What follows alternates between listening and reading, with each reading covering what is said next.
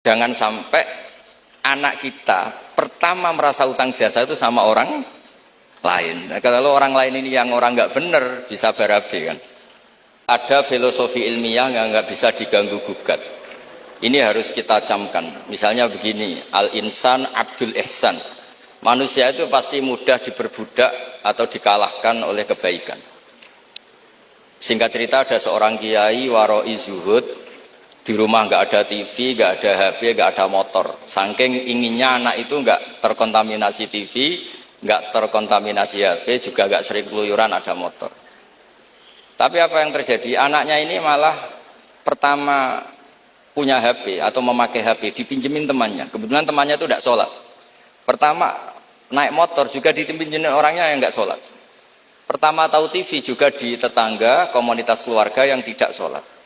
Sehingga perasaan anak ini hanya punya utang jasa sama orang yang tidak sholat. Lama-lama kenangannya apa? Ternyata orang yang tidak sholat itu lebih manusiawi ketimbang yang sholat. Singkat cerita anak ini akhirnya nggak sholat. Ketika anaknya itu nggak sholat, orang tuanya itu coro jawan itu tobat, minta-minta maaf sama bapak, sama saya. Era kiai saya minta, karena melihat Mbah Maimun itu di rumahnya ya ada TV, bapak saya di rumah ada TV, juga ada motor. Ketika sowan, walhasil intinya diceritain kenapa banyak kiai alim yang longgar, di rumah ada TV, ada HP, ada motor.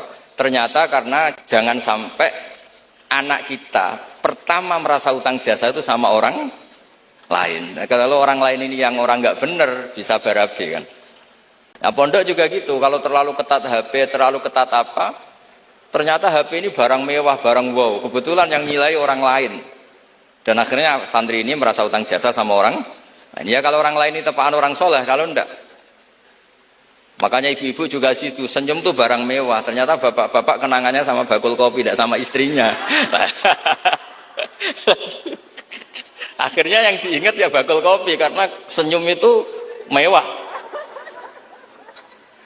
Ini sekaligus jawab pertanyaan yang enak, minta keadilan. Saya juga minta keadilan.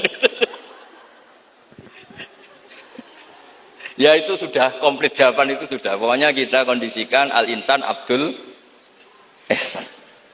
Jadi itu tidak bisa ndak. Makanya ngelola anak-anak itu ya harus hati-hati, ngelola istri, ngelola suami, ngelola komunitas masyarakat. Kenapa kiai itu harus dermawan? Kenapa orang baik harus dermawan? Kalau yang dermawan orang fasik, pasti orang fasik ini yang punya pengaruh, karena al-insan abdul ihsan.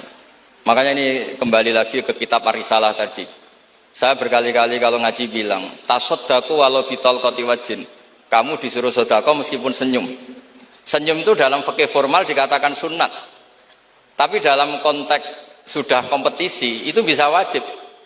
Di rumah nggak pernah ada senyum, di warung kopi ada senyum terus. Kira-kira menang mana? Sama. Ketemu preman, disuguhi kopi, senyum. Sowan kiai diamu itok. Akhirnya masyarakat mau ke preman karena di sini lebih dimanusiakan ketimbang kalau sowan kiai dimarah-marahin tok. Akhirnya konsep Nabi Tolkoti Wajin tidak lagi kita katakan sunnah tapi wajib. Makanya berarti ibu-ibu senyum sama suaminya wajib. Tapi kalau disenyumin terus ya wong lanang ya dablek itu dikira nggak pernah salah.